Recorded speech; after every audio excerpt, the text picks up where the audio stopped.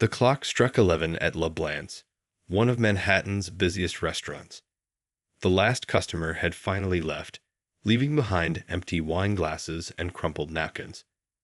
Mai wiped her forehead with her sleeve, exhausted after another double shift.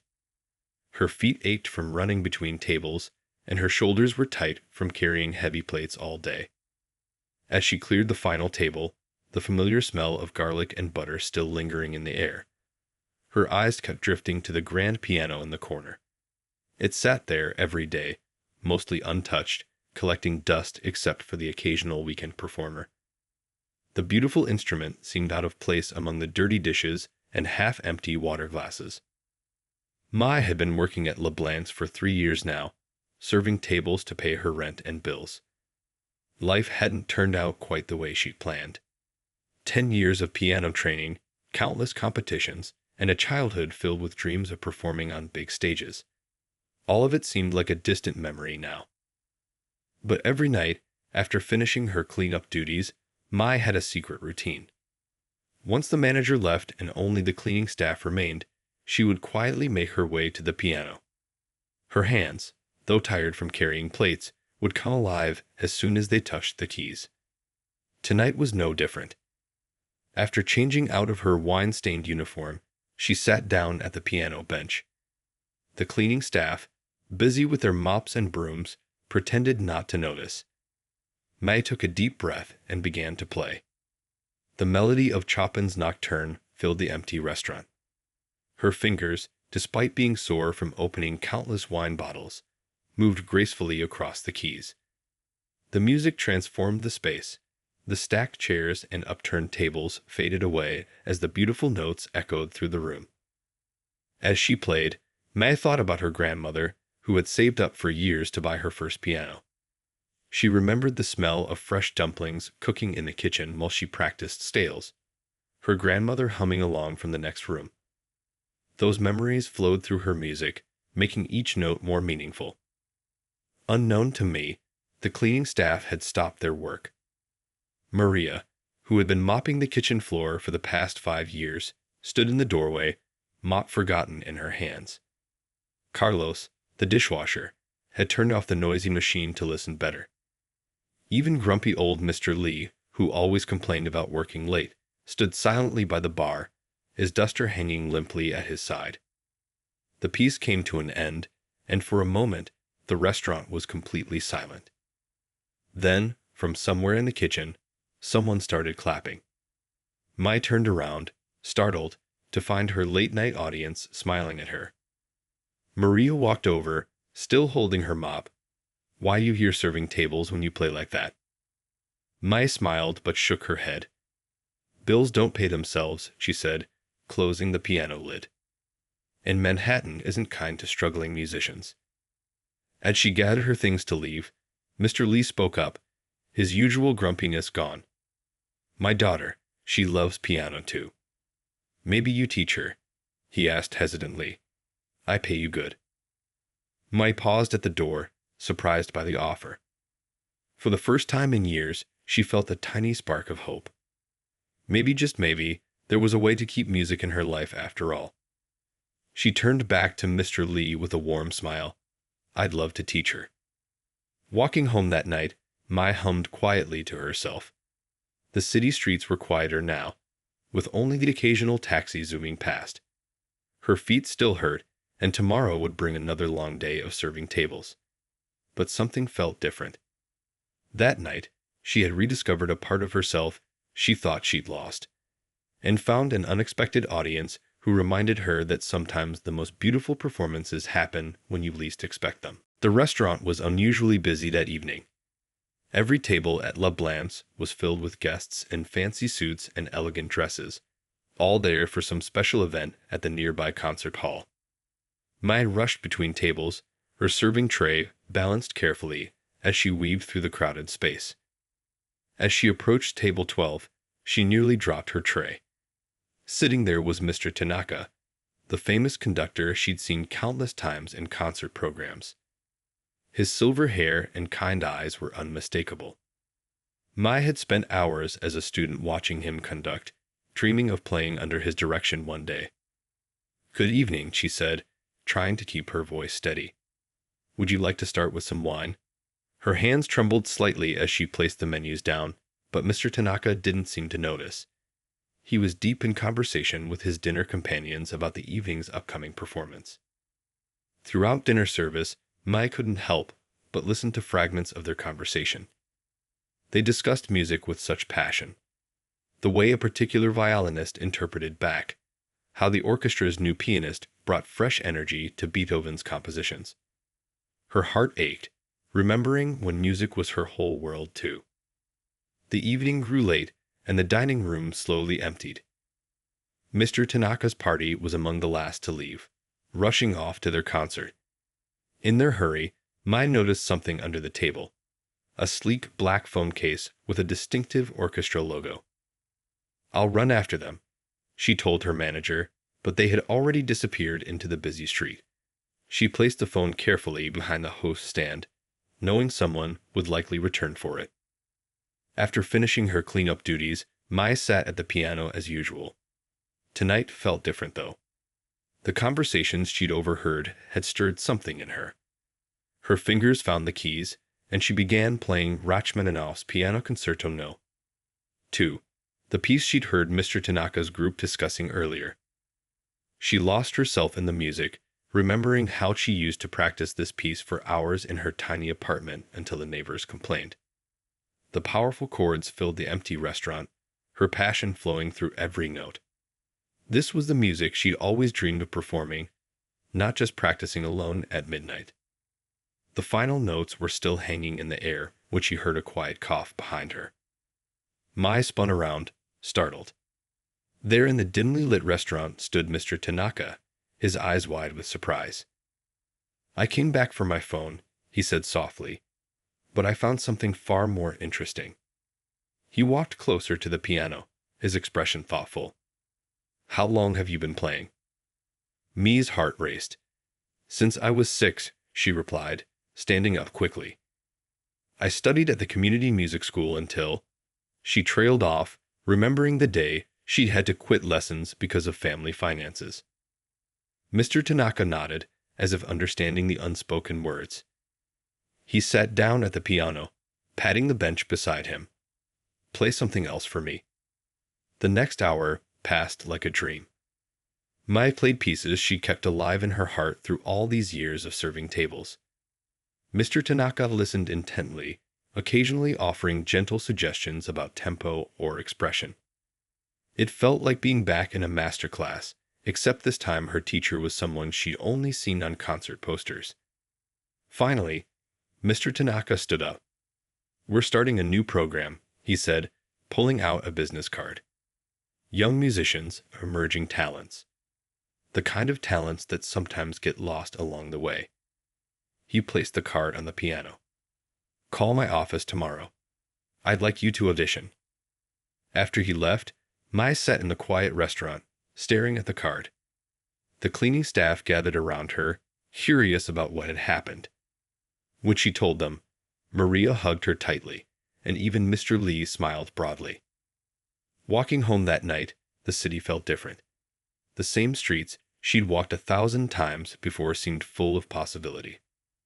The card in her pocket felt like it weighed 100 pounds, yet somehow made her steps lighter.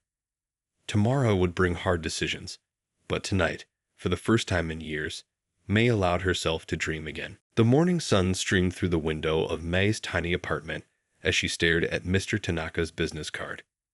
She'd barely slept, her mind racing with possibilities and fears. The card sat next to a stack of bills, rent, electricity, and her grandmother's monthly medicine expenses back home. Her hands shook slightly as she picked up her phone. 3 times she dialed the number, and 3 times she hung up before it could ring. On the 4th try, she finally let it ring through. A friendly voice answered, and before she knew it, she had an audition scheduled for next month. That evening at work, everything felt surreal. As she carried plates and filled water glasses, her mind kept drifting to the upcoming audition. The weight of the decision pressed heavily on her shoulders. To properly prepare, she'd need hours of practice every day. Her current schedule of double shifts wouldn't allow that. During her break, she sat in the back alley with Maria, sharing a quick dinner of leftover kitchen bread and soup. I don't know what to do, Mai admitted, breaking a piece of bread. If I cut back my hours to practice, I might not make rent. But if I don't try, I might regret it forever. Maria listened quietly, stirring her soup. You know, she said finally, my mother always told me opportunities are like buses. Miss one, and you might wait years for the next. She squeezed Mi's hand. Sometimes you have to run to catch them, even if you might fall. That night, after her shift, Mai visited the practice rooms at her old community music school. The night janitor, who remembered her from years ago, still let her use them occasionally. She played through some of the required audition pieces, her fingers rusty on the more challenging passages. Hours of serving had maintained her strength, but she'd lost some of her technical precision. Walking home at midnight, she made mental calculations. If she moved to a cheaper apartment, took fewer shifts, and taught more piano lessons to Mr. Lee's daughter and maybe other students, it might just be possible. Barely possible, but possible nonetheless. The next morning, she requested a meeting with her restaurant manager. Her heart pounded as she walked into his office. I need to reduce my hours, she said, her voice steadier than she expected. To her surprise, he didn't seem shocked. He'd heard her playing after hours too. We can keep you on part-time, he said, shuffling some papers. But I can't guarantee your full-time spot will be here if... He paused, choosing his words carefully, if things don't work out. That afternoon, Mai called her grandmother. This was the hardest part. Her grandmother had worked so hard to support her piano lessons as a child, and now Mai's regular support helped pay for her medicines. Alma, she said in their native language, I have something to tell you. She explained everything. The late-night playing, Mr. Tanaka's offer, her decision to try. There was a long pause on the other end of the line. My dear girl, her grandmother finally said, her voice warm. Do you remember what I told you when you first started piano? Mai wiped tears from her eyes as her grandmother continued. Music is not just in our ears, it's in our blood. Don't worry about me. Chase your song. Over the next few days, Mai's life transformed. She found a smaller apartment, far from the restaurant but much cheaper. She put up flyers for piano lessons in local shops and quickly got 3 new students besides Mr. Lee's daughter. Her savings would cover 3 months of reduced income. After that, everything was uncertain. As she moved her few belongings into the new apartment, she found her old music competition medals in a dusty box. She hung them on the wall of her new place, not as reminders of past glory, but as proof that dreams were worth fighting for. That night, sitting at her window looking out at the city lights, Mai felt equal parts terrified and alive. The path ahead was unclear and risky, but for the first time in years, it felt right. Tomorrow, she would begin practicing for the audition of her life. The first rays of sunlight crept through the window of Mai's new apartment as her fingers danced across the piano keys. She'd been practicing since 4 a.m., trying to make the most of the quiet hours before her neighbors woke up. Her old calluses from carrying plates were slowly being replaced by new ones from hours of playing. Life had fallen into a demanding new rhythm. Mornings were for practice, afternoons for teaching piano students, and evenings for her shortened restaurant shifts. Sleep had become a luxury she could rarely afford, but the music made it worthwhile. Her tiny apartment now felt like a musician's cave. Sheet music covered every surface, and she'd placed foam padding on the walls to muffle the sound for her neighbors. A small electric keyboard with headphones sat in the corner for late-night practice sessions. Her bed was barely more than a mattress on the floor, but she didn't mind. The piano took up most of the room anyway. One afternoon, while teaching Mr. Lee's daughter, she noticed her hands feeling unusually stiff. Take a break, she told her young student, flexing her fingers. Tell me about your favorite song. As the girl chatted excitedly about a pop song, Mai massaged her aching hands, pushing away the worry growing in her mind. That evening at the restaurant, carrying plates became increasingly painful. Maria noticed her wincing. "Your hands?" she asked during their break. Mai nodded, showing her the slight swelling in her wrists. "You must rest," Maria insisted, but Mai shook her head. The audition was only 6 weeks away. After her shift, she visited a late-night pharmacy for some pain relievers. The pharmacist, an elderly man with kind eyes, recommended some wrist supports. "My wife was a violinist," he explained, showing her how to wrap them properly. "Sometimes the body needs help keeping up with the heart." The next few weeks tested everything she had. Her savings dwindled faster than expected. Sheet music, professional recordings for study, and the wrist supports all added up. She started taking the longest walks to save on subway fare, carrying her heavy music books in a backpack that made her shoulders ache. One particularly challenging morning, Mai found herself staring at her phone, finger hovering over her grandmother's number. She could ask for help, maybe even borrow some money. But she remembered all the sacrifices her grandmother had already made, all those years of scrimping and saving to buy her first piano. No, she would find another way. Instead, she picked up extra teaching hours. Some days she taught back-to-back lessons from 2 in the afternoon until 7, then rushed to the restaurant for her evening shift. Her dinner often consisted of quick bites between students or leftover bread from the restaurant. The lack of sleep started showing on her face. Dark circles appeared under her eyes, and she caught herself making silly mistakes during practice. One morning, she nearly fell asleep at the piano, her head drooping over the keys mid-phrase. That's when her old friend from the community music school, the night janitor, stepped in. "You need structure," he said firmly, handing her a carefully written practice schedule. He'd been a music teacher before retiring, and his schedule balanced practice time with rest periods. "Music needs space to breathe," he reminded her. "And so do you." Following his advice, Mai started taking short walks in the park between practice sessions. She found that the fresh air helped clear her mind, and the melodies seemed to flow more naturally after these breaks. She also started doing gentle hand exercises every morning and evening, treating her fingers like the precious instruments they were. One night, as she walked home from her restaurant shift, she passed a concert hall. Through the windows, she could see an orchestra rehearsing. The sight reminded her of why she'd started this journey. It wasn't just about the audition anymore. It was about returning to the person she was always meant to be. Back in her apartment, she opened her window to let in the cool night air. The city's rhythm had changed for her over these past weeks. What once seemed like chaos now felt like a complex symphony. Car horns, distant sirens, the rumble of trains, all blending together like an urban orchestra. As she began her evening practice, her tired hands found their place on the keys, and once again, she added her own melody to the city's song. 2 weeks before the audition, disaster struck. Mai woke up one morning to find her right wrist so swollen she could barely move it. The pain that had been building for weeks had finally reached a breaking point.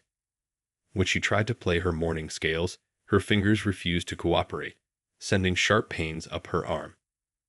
Her heart racing, she visited a local clinic, using money she'd been saving for next month's rent. The doctor, a woman with gray-streaked hair, examined her hands carefully. "Tendinitis," she said, writing on her notepad. "Classic case of overuse. You need complete rest for at least 3 weeks." The words hit Mai like a physical blow. 3 weeks. "But my audition is in 2 weeks, she protested, her voice shaking. "There must be something else you can do." The doctor looked at her thoughtfully. "What kind of audition?" When Mai explained about Mr. Tanaka and the opportunity ahead of her, the doctor's expression softened. She had a musician's son herself and understood what was at stake. "Listen carefully," she said, pulling out a different prescription pad. "I'm going to show you some specific exercises. Ice your wrist 3 times a day. Wear this brace except when playing. And absolutely no more restaurant work until after the audition." May left the clinic with a bag of supplies and a head full of worries. No restaurant work meant no income at all.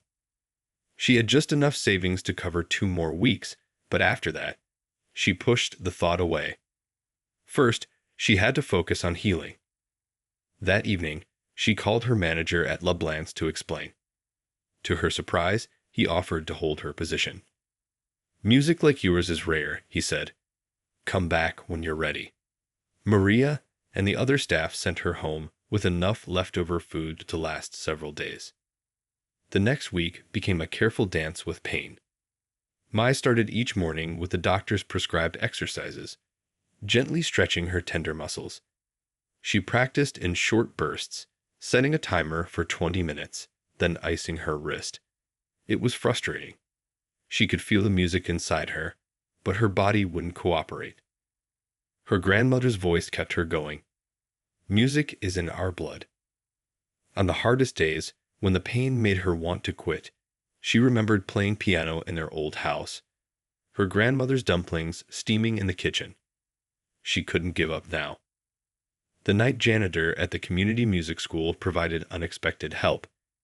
He introduced her to a retired physical therapist who specialized in helping musicians.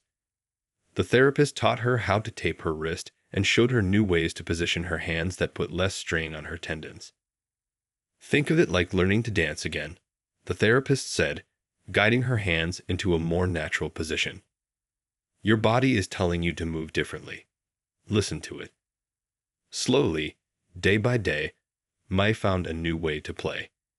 She couldn't practice for hours like before, but her shorter sessions became more focused. She learned to feel the music differently, using her whole arm instead of just her fingers. The pain was still there, but it became manageable. A week before the audition, she recorded herself playing the required pieces. Listening back, she noticed something unexpected. Her playing had changed. The forced gentleness in her approach had added a new depth to the music. What she'd first seen as a weakness had somehow become a strength. The morning before the audition, Mai sat at her piano as the sun rose. Her wrist was wrapped carefully, and a bag of ice waited nearby. She played a few notes, testing how her hands felt. The pain was there, but duller now, more like a whisper than a shout. On her wall, the old competition medals caught the morning light. Next to them, she'd pinned the doctor's exercises, the therapist's notes, and a get well card from Mr. Lee's daughter. Looking at them, she realized something. This journey wasn't just about proving herself anymore. It was about learning to adapt, to bend without breaking. She began her morning practice, moving carefully but confidently through the pieces. Tomorrow would bring what it would bring. For now, she had found her own way to keep the music alive. And somehow, that felt like a victory already. The morning of the audition arrived with a gentle rain tapping against Mai's window. She'd barely slept, but somehow felt more alert than ever. Her wrist brace lay on the piano, ready to be worn after her final practice session.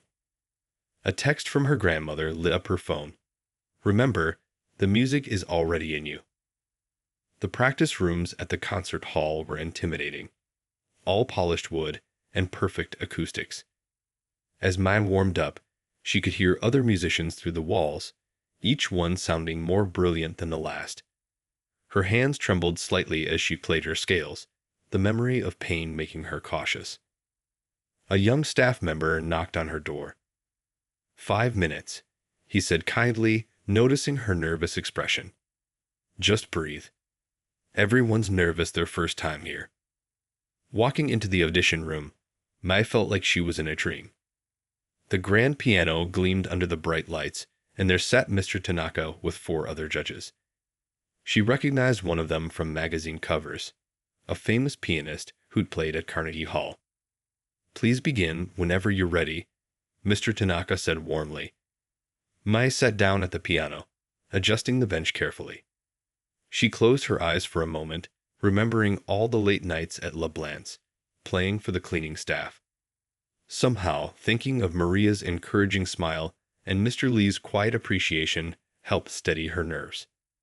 The first piece was Chopin. the same nocturne she used to play after her restaurant shifts. Her fingers found the keys, and suddenly the judges disappeared.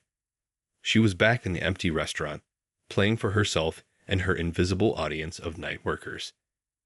The music flowed naturally, each note carrying the story of her journey. When she opened her eyes after the final piece, she saw Mr. Tanaka leaning forward in his chair, a slight smile on his face. The famous pianist was writing something quickly on her notepad. "Thank you," one of the judges said. "We'll be in touch within a week." That week was the longest of Mei's life. She kept herself busy teaching her students, including Mr. Lee's daughter, who had made incredible progress. The little girl's dedication reminded Mei of herself at that age, back when everything seemed possible. The call came on a Tuesday afternoon. Mei had made it. She was selected to perform in the Emerging Artists Concert Series. But there was more. They wanted her to perform a solo piece at the opening night gala, just 3 weeks away. Those 3 weeks passed in a blur of preparation. Mei worked with a professional coach, learning to adjust her technique to protect her healing wrist. Every day brought new challenges, memorizing complex passages, learning to play with the stage lights in her eyes, getting comfortable with the acoustics of the main concert hall. The night of the performance arrived too quickly. Backstage, Mei paced in her borrowed concert dress, her wrist warm in its therapeutic wrap. Through the curtain, she could hear the murmur of the audience. Her hands felt cold. Then she heard familiar voices. Peeking out, she saw Maria, Mr. Lee, and several other staff members from Le Blanc being shown to their seats, front row, just as Mr. Tanaka had promised. Her old manager was there too, and even the night janitor from the music school had come. They looked a bit out of place among the usual concert crowd, but their presence made the huge hall feel somehow smaller, more like home. As she walked onto the stage, the bright lights momentarily blinded her. The audience was a dark blur beyond the piano. She sat down, adjusted her bench, and placed her hands on the keys. For a moment, panic gripped her. What if her wrist gave out? What if she forgot the notes? Then she spotted Maria in the front row, beaming with pride. Mr. Lee sat next to her, his usual stern expression replaced with anticipation. These people had believed in her music before anyone else, back when she was just a waitress playing on a dusty restaurant piano. Mei took a deep breath and began to play. The first notes of Rachmaninoff filled the concert hall, the same piece Mr. Tanaka had heard that night at Le Blanc. But this time, she played it not just for herself or even for the audience. She played it for every person who had helped her reach this moment, for every late-night practice session, for every setback overcome. As the music soared through the hall, Mei felt tears in her eyes, but her fingers never faltered. In this moment, she was exactly where she was meant to be, sharing her song with the world. 1 year had passed since that first night Mr. Tanaka discovered Mei playing in the empty restaurant. Tonight, she stood outside Le Blanc's, looking through the same windows she used to clean. The tables were full of diners, just like always, but everything else felt different. Her concert at Carnegie Hall was scheduled for tomorrow evening, her first solo performance in the prestigious venue. Rather than spending the night practicing, she'd chosen to come here, back where it all began. The host recognized her immediately. "Welcome back," he said, grinning. "Your usual table is waiting."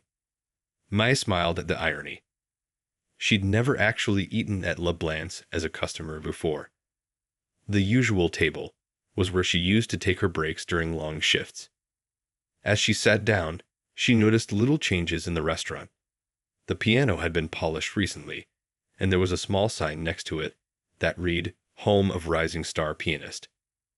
Her old manager had put it up after her performance at the gala made the local news. The new waitress brought her menu, looking slightly starstruck. Word had gotten around about her story, and now young servers at restaurants all over the city spoke about it in whispered, hopeful tones. "Follow your dreams, but keep your day job until you're ready," she told an interviewer recently. "And be kind to the cleaning staff. They might be your first real audience. Between courses, Mai watched the bustling restaurant life she used to be part of. The rhythmic dance of servers between tables, the careful balancing of plates, the quiet coordination between kitchen and floor staff. It was like a different kind of orchestra, playing its own unique symphony. Maria appeared from the kitchen, now promoted to floor supervisor, and rushed over to hug her. "Look at you!" she exclaimed, touching Mi's silk blouse. "So fancy now." They laughed together, remembering shared meals of leftover bread and soup in the back alley. Mr. Lee came out too, looking exactly the same except for a proud smile. His daughter was now one of Mai's regular students at the community music school, where she taught twice a week. The girl was preparing for her first recital, practicing on the same piano where Mai had once secretly played after hours. As she finished her meal, her old manager approached the table. "We have something for you," he said, placing a familiar-looking vase of roses on her table. They were the same flowers that used to decorate the restaurant tables, the ones she had carefully arranged during her morning shifts. "For tomorrow," he explained, his voice warm with pride. "The whole staff is coming to Carnegie Hall. We wouldn't miss it." He gestured to the group of servers and kitchen staff gathering nearby, all beaming at her. Mai felt tears welling up in her eyes. These people had been more than coworkers. They had been her first supporters, her late-night audience, her cheerleaders through every step of her journey. After dinner, she walked to the piano. The restaurant had quieted down, just like in the old days. Her fingers found the keys, and she began to play the same Chopin nocturne she played on her first night of secret performances. The cleaning staff paused their work to listen, just as they used to. But this time, other people stopped too. Diners put down their forks, servers stood still with their trays, and the kitchen door stayed open as cooks stepped out to hear. In that moment, Mai realized something beautiful. Success hadn't changed the magic of these quiet moments. The joy of sharing music was the same, whether in Carnegie Hall or a simple restaurant after hours. Tomorrow, she would play for a sold-out crowd in one of the world's most famous venues. Her grandmother would be there, flown in specially for the occasion, probably crying happy tears in the front row. Music critics would write reviews, and more opportunities would surely follow. But tonight, playing for her restaurant family one last time, Mai felt complete. Her journey had taken her from serving tables to playing masterpieces, but it had given her something even more precious: the knowledge that dreams don't just come true by themselves. They come true because of the people who believe in you, support you, and remind you to keep playing, even when the restaurant is empty and your hands are tired. As the last notes faded away, the restaurant erupted in applause. Mai stood and bowed, just as she would tomorrow at Carnegie Hall, but this time with a different kind of joy in her heart. She had finally understood. Sometimes the most important audiences are the ones who hear your music before you become a star.